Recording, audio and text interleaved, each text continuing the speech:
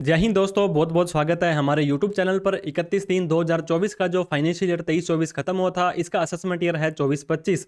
आपको अपनी income tax की रिटर्न भर देनी है। आपको पता होगा 31 मई के बाद में आपका 26 एएस और टीएस है जो अपडेट हो जाता है, और 31 जुलाई से पहले पहले आपको अपनी आईटीआर भर देनी है। तो दोस्तों, आईटीआर भरने से पहले जो आपको इंपॉर्टेंट काम, जो 3 फॉर्म देखने हैं, वो हम इस वीडियो में बताने वाले हैं, ताकि आप उन फॉर्म को बिना देखे आईटीआर ना भर दें। अगर ऐसा करते हैं तो इनकम टैक्स जब आईटीआर प्रोसेस करेगा सीपीसी डिपार्टमेंट आपका, तो वो मिसमैच का नोटिस आपको आ सकता है। तो incometax.gov.in पर आप आ जाएंगे।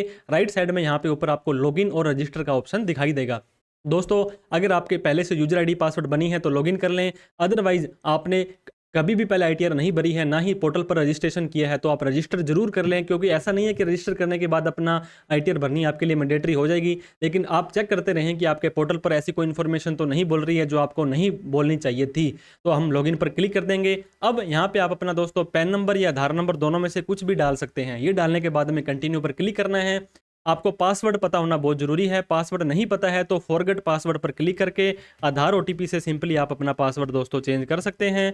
अब हम हमारा पासवर्ड डालने के बाद में कंटिन्यू पर क्लिक कर देते हैं, तो इस तरह का पोर्टल आपको दिखाई देगा। लॉगिन होने के बाद में आपको ये मैसेज आएगा, file your income tax return year ended 31/3/24, जो कि 24-25 आपका असेसमेंट ईयर हो जाएगा। तो फाइल नाउ पर जाने से पहले दोस्तों आपको क्या करना है, ई फाइल पर जाना है, जो कि दूसरा ऑप्शन है। इनकम टैक्स रिटर्न पर जाना है, जो कि पहला ऑप्शन है। फिर इसके बाद में व्यू फॉर्म 26 एस पर जाना है। इस पर जैसे आप क्लिक करेंगे तो ये कह रहा है आपको एक अदर वेबसाइट पर हम लेके जाने वाले हैं। हम आप कंफर्म कर देंगे।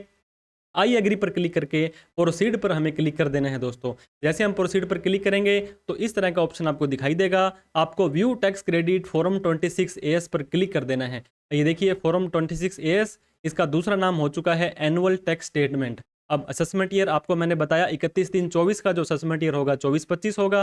यहाँ पे आप HTML सिंपली कर सकते हैं।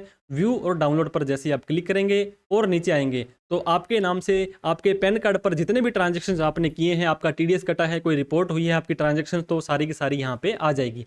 तो 3 तरह की इन्फॉर्मेशन हमारी यहाँ पे शो कर रही है। एक कंपनी का नाम आ रहा है, इस पे जैसे आप क्लिक करेंगे डिटेल के लिए तो सेक्शन 194N आपको यहाँ पे दिखा रहा है। ये क्या होता है, अगर आपने एक शेयर मार्केट में ट्रांजेक्शन्स की थी तो आपको जो कंपनी डिविडेंड देती है वो यहाँ पे आपका आ रहा है। इसके बाद में दोस्तों सेकंड नंबर में अगर आप जाते हैं, बैंक ऑफ बड़ौदा पर प्लस का क्लिक करते हैं तो 194A आ रहा है। इसका मतलब होता है आपको कोई इंटरेस्ट मिला था एफडी के ऊपर और उसके ऊपर इन्होंने टीडीएस वगैरह काटा है या नहीं काटा है। इसके बाद में थर्ड नंबर 192 जाएंगे। 192 का मतलब होता है आपको कोई पेंशन या सैलरी की इनकम आ रही थी, इस बैंक से आ रही थी या यहाँ पे इस एम्प्लॉयर से आ रही थी।